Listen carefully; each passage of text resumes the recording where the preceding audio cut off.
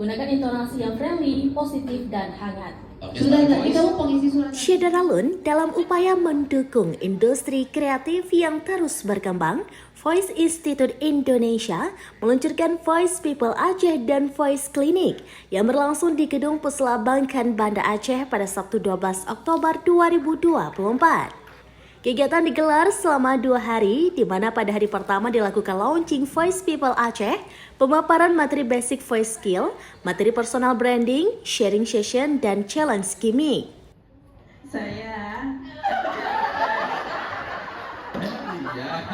Lalu hari kedua materi intermediate voice over skill dan praktik recording di studio.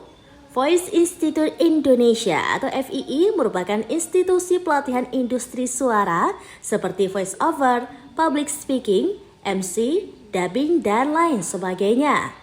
Kegiatan ini dimentori oleh Bimo Kusumo Yudo selaku founder Voice Institute Indonesia, Binta Nadila selaku CEO founder Voice Institute Indonesia, dan Danu Rizal selaku CCO Voice Institute Indonesia.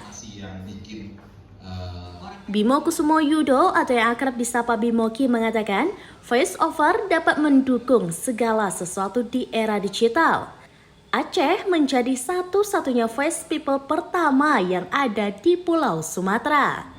Republik Indonesia bahwa Aceh menjadi salah satu representatif pertama dari Pulau Sumatera untuk bisa membuat sebuah komunitas yang mana komunitas ini akan menjadi sebuah ekosistem yang menjadi sebuah kolaborasi yang baik.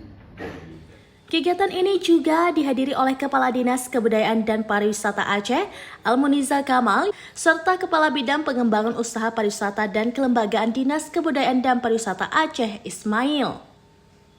Almuniza Kamal mengatakan pemerintah Aceh mendukung penuh berdirinya Voice People Aceh. Dia berharap dengan adanya Voice People Aceh dapat berperan mempromosikan wisata dan UMKM di Tanah Rencong, sehingga wisata Aceh semakin berkembang. Dari Banda Aceh, Siti Masyita, SerambiNews.com. Serambi Indonesia, Independent and credible. Download Tribun X sekarang, menghadirkan lokal menjadi Indonesia.